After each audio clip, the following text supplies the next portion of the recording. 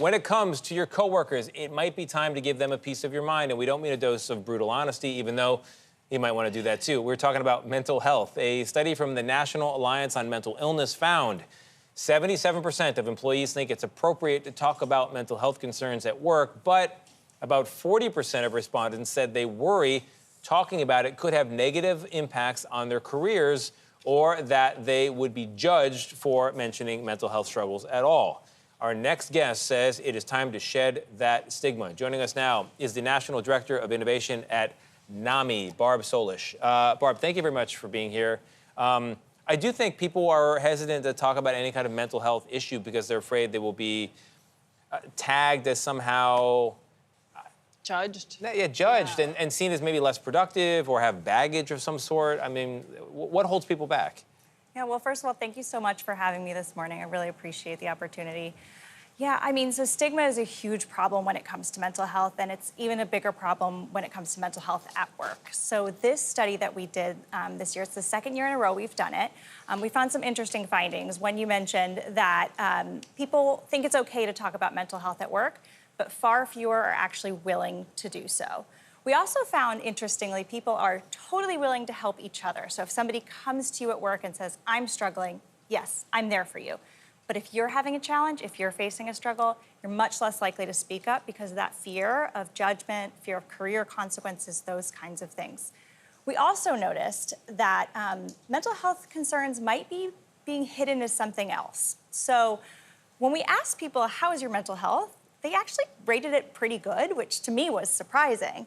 But when we asked about stress, overwhelm, burnout, those numbers were much higher and much more concerning. So I imagine you think people should share about their mental health at work, but isn't there something to be said for not wanting to, provide burden your colleagues with your issues, or even just be negative at work when people have things to do and their own problems? Yeah, so, I mean, it can be seen that way, kind of negative, but there's also a positive spin. So I think about a time, I had a colleague, we were working on a project together, and he said at the beginning of a meeting, he said, you know what, I'm really stressed out, I'm really overwhelmed by this project. How are you feeling? And to me, that was vulnerability. And that said, oh, I can be vulnerable in this moment too, and I can say, this is a hard project. I'm also struggling with this workload. Let's work together and see what we can do to make this easier for both of us and make sure we both don't burn out. But what if he said, I'm having trouble at home, things are really hard, like I'm not in a good headspace? Also important to share with your colleague? Yeah, so I think people get really nervous when it comes to mental health, and I get it. But you don't have to be a therapist to talk about mental health with your coworkers. You just don't. You don't need a degree. You just need to be willing to listen and support and have the resources that both your company has and those that are in your community handy. That's very important when people come to you. Why should employers encourage this? Yeah, it's actually really good business sense. It's not just the right thing to do.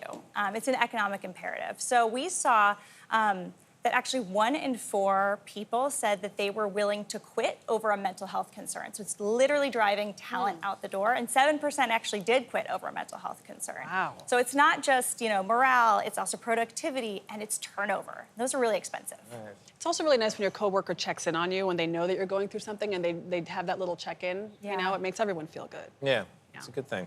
Barb, thank you so much for being here. Thank you so much for having me.